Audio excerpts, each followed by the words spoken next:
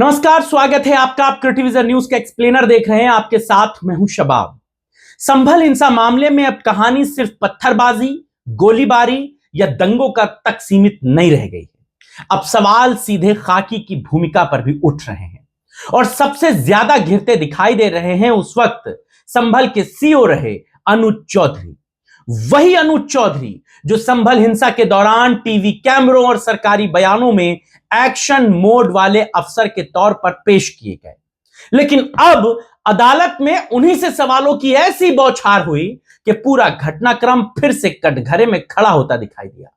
करीब 2 घंटे तक चली जिरह में बचाव पक्ष ने एक एक तकनीकी सवाल के जरिए यह समझने की कोशिश की कि आखिर उस दिन पुलिस ने क्या किया, किस हथियार का इस्तेमाल हुआ, किसने गोली चलाई और 4 युवकों की मौत आखिरकार हुई कैसे। सबसे बड़ा सवाल यही है कि अगर पुलिस ने सिर्फ रबर बुलेट और पंप गन का इस्तेमाल किया तो फिर 4 लोगों की जान कैसे चली गई। यह वही सवाल है जो अब खाकी की कहानी पर सबसे बड़ा दाग बनकर उभर रहे हैं। आलोचकों का आरोप है कि संभल हिंसा के दौरान कानून व्यवस्था संभालने की बजाय कुछ अफसर सत्ता को खुश करने की भूमिका में ज्यादा दिखाई दिए और उस वक्त सीओ अनुज चौधरी पर भी यही आरोप लगते रहे कि उन्होंने निष्पक्ष पुलिसिंग के बजाय एग्रेसिव छवि दिखाने की कोशिश की। जिस खाकी का काम भीड़ को नियंत्रित करना होता है, उसी खाकी पर अब सवाल है कि कहीं उसने अपनी ताकत का इस्तेमाल जरूरत से ज्यादा तो नहीं किया। कोर्ट में जब अनुज चौधरी वीडियो कॉन्फ्रेंसिंग के जरिए पेश हुए तो तस्वीर बिल्कुल जुदा थी। ना कोई रौब, ना मैदान वाली आक्रामकता, बल्कि सवालों के घेरे में खड़ा एक अफसर।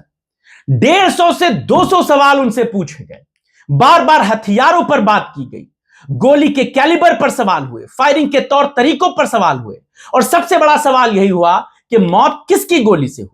यानी जिस खाकी ने कभी खुद सवाल पूछे होंगे, आज वही खाकी अदालत में जवाब देती दिखाई दी। बचाव पक्ष लगातार यह दावा कर रहा है कि मारे गए युवकों की मौत पुलिस फायरिंग से हुई थी और अगर ये आरोप अदालत में साबित होते हैं तो संभल हिंसा की पूरी सरकारी कहानी सवालों के घेरे में आ जाएगी।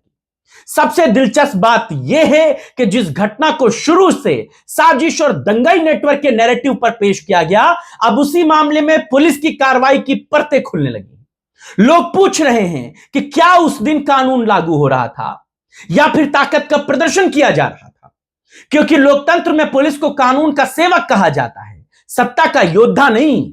और जब खाकी निष्पक्षता छोड़कर संदेश देने की राजनीति में उतरती है तो फिर अदालतें ही वो जगह बनती हैं जहां वर्दी से जवाब मांगा जाता है। आज संभल हिंसा मामले में वही हो रहा है। जिस अफसर को कभी कड़क कार्रवाई की तारीफ के तौर पर पेश किया जाता था, आज वही अफसर अदालत में अपने हर काम का हिसाब दे रहा है, क्योंकि सत्ता की तालियां कुछ दिन तक चलती हैं लेकिन अदालत के सवाल बहुत लंबे समय तक पीछा करते हैं। इस मामले में जल्द ही फैसला आएगा और फैसला क्या आएगा वो अनुज चौधरी की दशा और दिशा दोनों तय करेगा। आप इस खबर पर क्या सोचते हैं? आपके राय और विचारों का इंतजार रहेगा। इस खबर को बनाने में मदद की हमारे सहयोगी सुशील कुमार ने। अभी के लिए फिलहाल इतना ही, इजाजत दीजिए, नमस्कार।